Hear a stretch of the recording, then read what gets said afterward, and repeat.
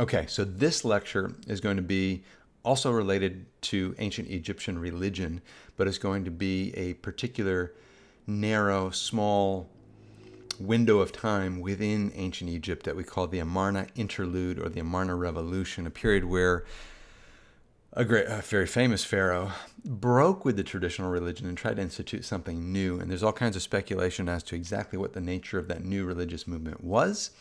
And let's dive into that. So let's take a look at the Amarna Revolution.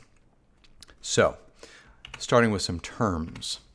Monotheism, henotheism. Last time we looked at polytheism, pantheism. Today, monotheism, which again may be just as familiar to you guys as polytheism. It's the worship of one God. Now, there are different forms of monotheism or different conceptions of what this one God would be like.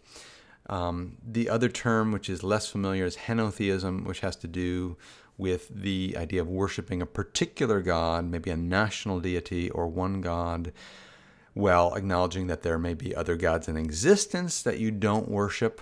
Okay, so the idea of a preeminent God that is the only one to focus on. That would be henotheism, sometimes called monolatry. There's also a variation on that called katenotheism, which is the idea of worshiping one God at a time. But the question for us is, with the Amarna period is going to be, is the movement that we're about to look at a monotheistic movement in ancient Egypt? Some people say yes. Or is it more of a henotheistic movement? And, kind of what brings it about. So let's take a look at Amenhotep IV, better known by the name of Akhenaton. I gave you this name at the end of the last presentation.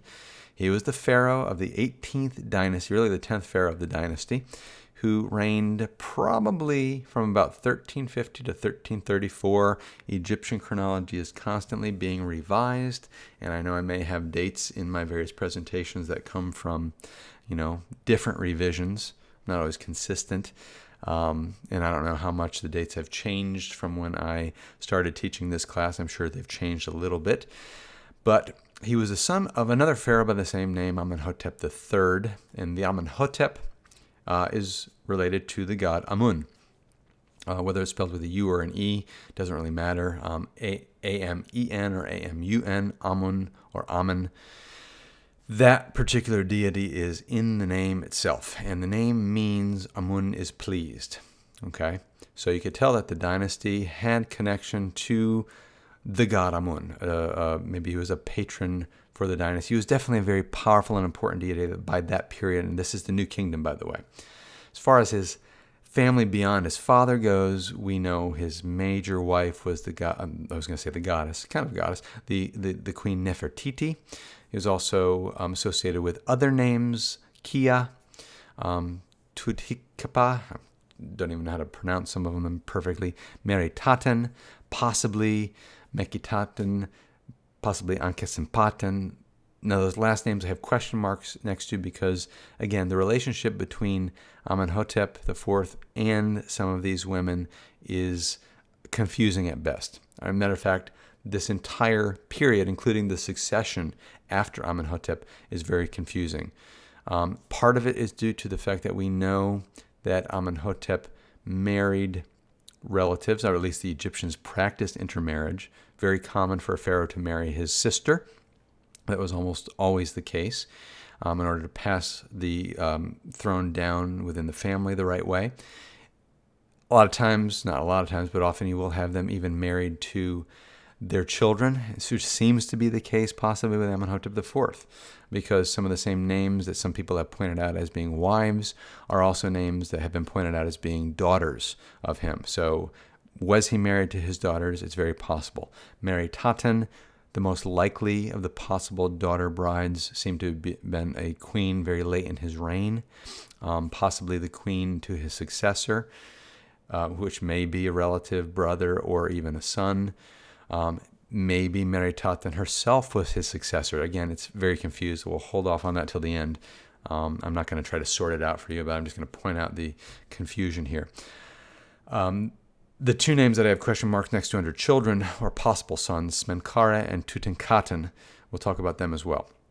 Now, apparently he was co-regent with his father for a while, which means he ruled as king or was crowned prior to his father's death. And he was crowned at the temple to Amun at Karnak. Okay, but after his father died, when he had the ability to do whatever he wanted as the sole ruler, he changes his name from Amenhotep to Akhenaton. And the big thing to notice is he drops the Amun, replaces it with an ATEN. So Akhenaton means the servant of ATEN, or the effective of ATEN. Okay, and that's the solar disk. He also had various throne names and other titles that he went by, like Neferkeperure or Wanara. Both of them had the name Ra or Re in them, which again seems like if we're going to characterize what he's doing as a movement to monotheism, some people say, well, why is he worshiping Aten and Ra? He doesn't seem to reject Ra, and it might be because Ra is a different form of the sun god and maybe, essentially the same being in his point of view. Anyways, he's definitely a devotee of Aten and the solar disk. Now, as far as his burial goes, probably was buried originally in his capital city, which is the city now known as Amarna. Was possibly moved later to the Valley of the Kings. I'll talk about the tomb where we think we may have found his mummy at the end. Okay, but let's talk about Amarna and why we call this the Amarna Interlude. Well, the city of Amarna is a modern name. This is the Arabic name for what used to be called Akhenaton. Sounds very close to his name. Akhenaton and Akhenaton. That's really the difference of one letter when you render it into English. And that means the horizon of Aten. That was his brand new construction. It was never occupied before. It was built for his purposes, and it was really not occupied after his death. The city was abandoned. So when excavated, now El Amarna is what it's called, it really captures one really short time period, the reign of Akhenaton himself, okay, which is cool. You don't have a lot of different layers of occupation to weed through as an archaeologist. The city was dedicated to the solar disk. Seems to be now like a shift. That's why we call it an interlude. It's a break from the traditional religion to a new religion. A movement that would be viewed as heretical. Sometimes he's called the heretic king. And you could think of how controversial this would be for ancient Egyptians, especially with a long-standing religion that involved rite and ritual and belief in afterlife and the importance of preparation for the dead and the importance of the priesthoods and getting people to, have an opportunity for an afterlife. What happens when you just undercut all of that? What happens to the average person when all of their religious rites have been essentially outlawed or closed down and the priesthoods and temples closed and shut down? How much of a change did this have on the average Egyptian life and their religious practices? Apparently, it didn't have a huge impact. And if it did have an impact, it was a short-lived impact. Here's a picture, by the way, another thing that you should know about the Amarna period, especially if you're, I think, in group 4, doing a presentation on Egyptian portraits and art. Here you've got what's called the Amarna period style of art. And even though Egyptian art tends to be very much uniform throughout Egyptian history, the Amarna period has some unique ways of rendering figures, a little bit more naturalistic, a little bit, I don't want to use abstract, but exaggerated in how they're depicted. And some of this actually might be due to interesting characteristics of the pharaohs themselves, possibly due to maybe that intermarriage that I was talking about and birth defects. But here you see this really long neck, which seems to be common with the depictions of members of the household of the pharaoh. An elongated head. You might think that this is just due to this very famous crown, this particular style of crown, but if you actually see pictures of his family members without any headdress, their heads are usually elongated. Fits really nicely with the stuff you see on the History Channel about ancient aliens and stuff like that. Not something I subscribe to, but anyways, Amarna period art is something you probably need to include in your analysis of ancient Egyptian art. Anyways, that's the period that we're talking about. So, monotheism is the big question, though.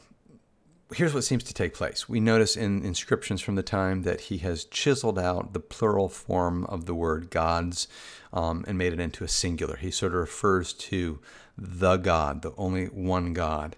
He closes down temples to other gods. He closes down priesthoods, prescribes them, particularly the priesthood of the god Amun. You even see the desecration and chiseling out of his father's own cartouche, probably because his father, his name itself, either he just hated his dad, but his dad definitely had in his name the word Amun, as you remember. So, by chiseling that out, also kind of jeopardizes his father's existence in the afterlife, right? This is a dangerous thing, as we saw when we talked about Egyptian afterlife beliefs.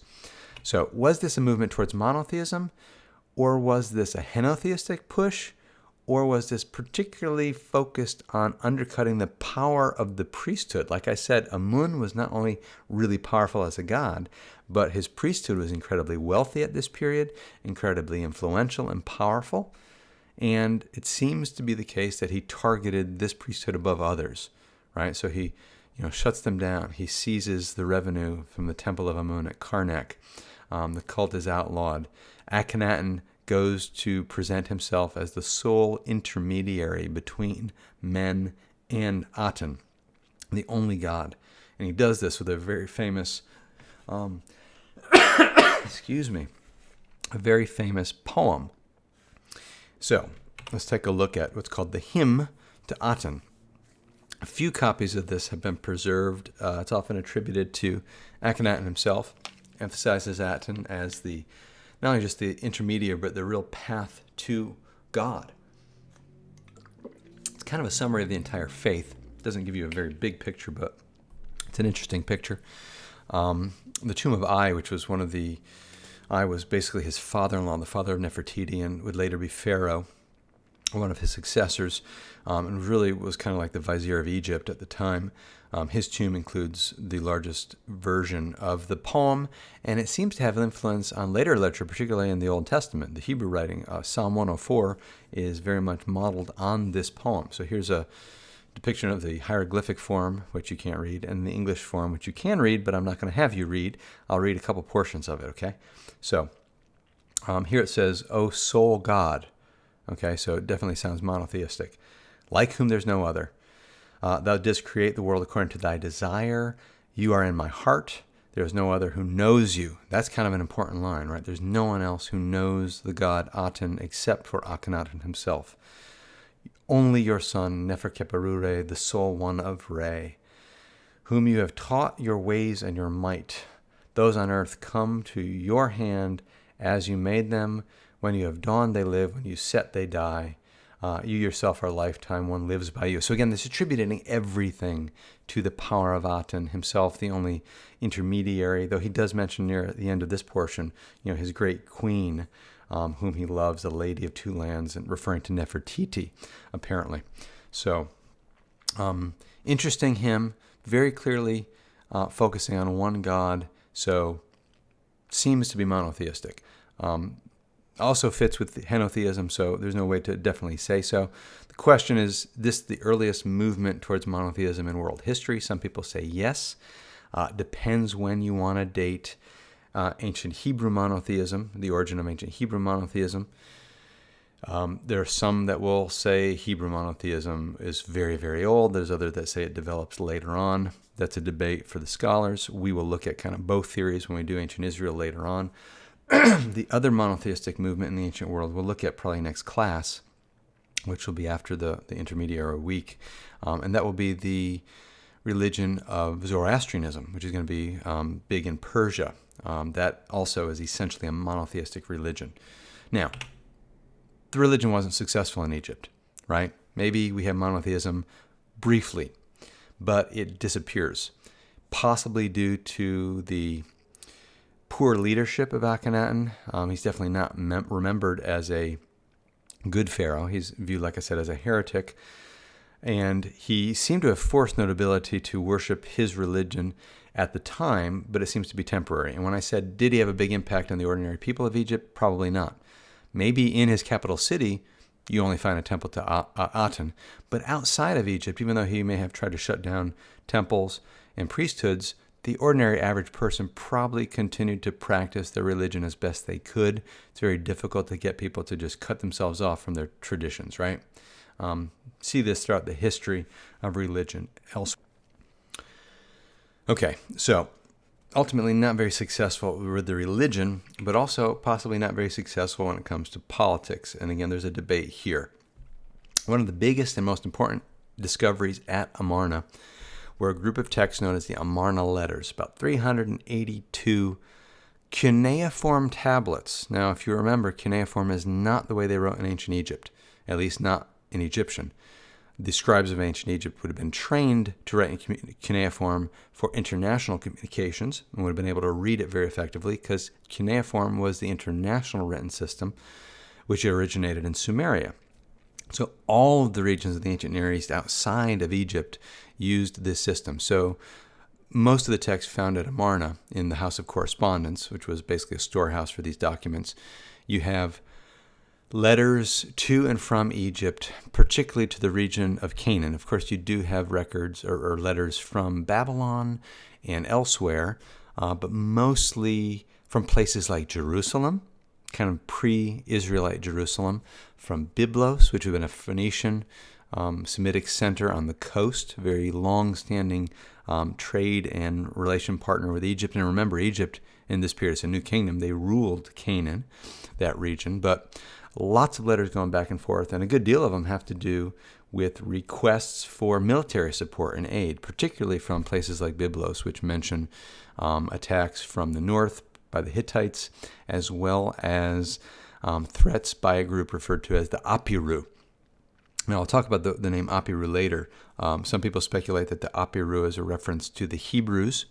The word seems to be related, but was probably used a little bit more broadly to roving bands of marauders, mercenaries, servants, slaves, outlaws, kind of people on the margin. So it definitely refers to these people. Just the fact that it mentions Apiru is kind of something that brought the attention of these letters to biblical scholars. But the idea is there were so many letters asking for support. It seems that Akhenaton didn't really send the support that was needed. And if he did, I think there are some people that argue that he actually tried to maintain the empire better than he's been accused of. It's really hard to say. So we've got this evidence, and he may have kind of let the empire slip a little bit. Maybe he was too focused on his religion and his revolution there than he was in maintaining the empire. Nonetheless, things are going to be reversed after his death. It was kind of, memory may have been wiped out. We know that the city was abandoned, probably immediately by his successor. Now, we seem to have the name Smenkhare as his successor, and some have suggested it's a younger brother. Some have suggested it's a son, possibly even a daughter. Seemed to be married to his daughter Amenhotep, who was possibly also married to Akhenaton prior. But a very short reign, maybe a few months before this name disappears from the records. It's actually been speculated that Smenkhare was Amenhotep or a different daughter, so it may have been a queen. The picture is a sarcophagus found in tomb KV 55 in the Valley of the Kings, and it's been suggested that it might be the sarcophagus of Smenkhare, as well as the skull, which belonged to the mummy. Some people have even suggested that this is the tomb and mummy of Akhenaton himself, which would have been removed from El Amarna and brought to the Valley of the Kings and hidden there later on. And it's definitely a damaged sarcophagus. And one of the theories why it might be a female pharaoh is because apparently the sarcophagus was originally designed for a woman and then remodeled for a male pharaoh. And it's definitely been violated. So it might be a suggestion they were trying to desecrate the tomb of Akhenaton. Again, he was not viewed very highly after his death. But after the few months of Smenkhare, you have reference to a successor by Neferuaten. And we don't know, again, who this is. And suggestion has been that this is actually his queen Nefertiti, who succeeded to the throne. And maybe Smenkhare and Neferuaten are the same person. Maybe there's just a name change. But whatever the situation, it's absolutely confusing. I don't think scholars are maybe ever going to agree who these people are.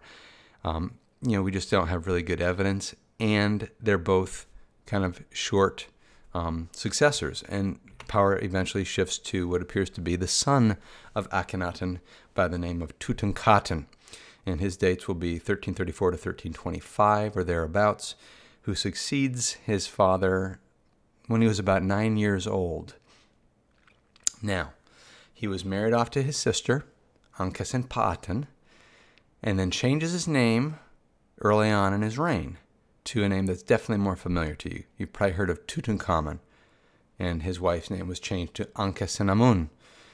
So, what do you notice immediately in the name change? What has been dropped and what has been added?